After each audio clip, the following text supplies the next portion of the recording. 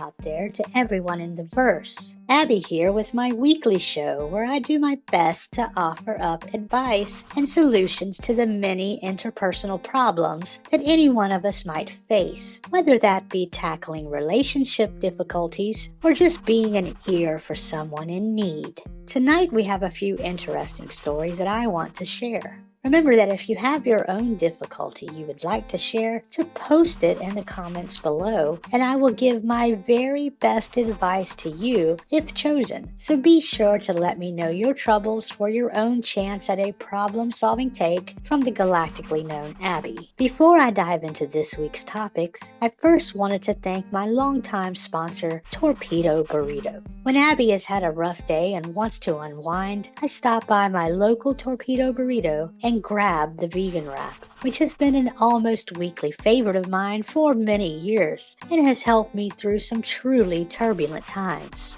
My first call might not agree with the nutritional value of one of these hand-wrapped burritos from the gods, but it doesn't stop how good having one can make you feel. Now, on to the show.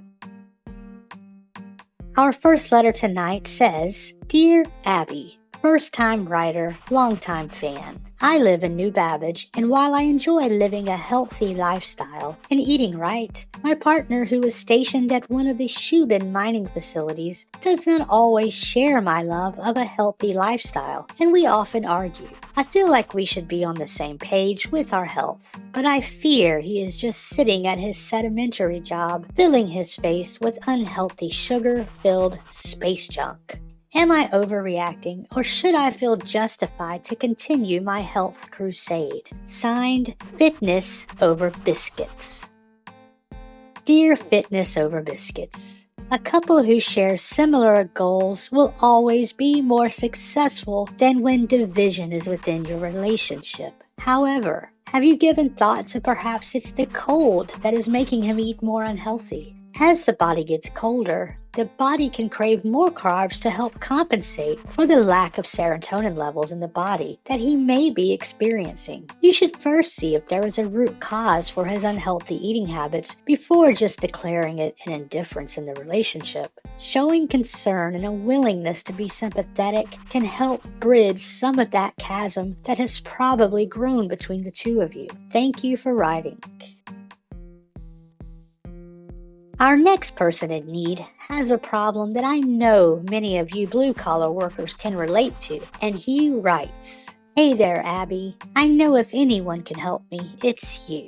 See, my mom's has been on my case about leaving my kid with her so much, but the bastards at Shubin have been working us overtime since the quantanium shortages, and so the hours are ridiculous. But the money's good, you know. I've been giving her extra, but now she's threatening to stop watching the kid, so what am I to do?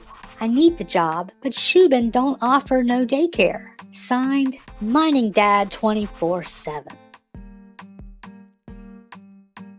Dear Mining Dad 24/7, I will always recommend family first over a career, but I get where you're coming from, Mining Dad 24/7.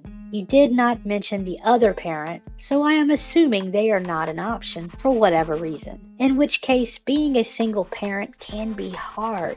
My first bit of advice is to speak with your direct supervisor to try and humanize the situation and see what options you can work out, if any. This way, you can approach your dear mother with some sort of solution or possibly showing that you're trying to adjust to the situation. Giving more money is not always a solution, but perhaps meeting her halfway can be what she needs to see from you so that it doesn't look like you're just making the kid out to be her problem. After all, when our kids grow up, some of us are glad to have some time back to ourselves, and if she feels forced into being a parent again, she might be more resentful about feeling trapped as a parent once again. I wish you luck and hope you stay safe out there. Now it's time for a Dear Abby update. Many of you will remember the person who wrote in who called themselves Was Lonely in Seat 12. who, after having a life-changing conversation with a gentleman on a long Genesis flight to Terra 3, had lost that contact info for that gentleman after the trip due to a Moby-Glass update that went wrong.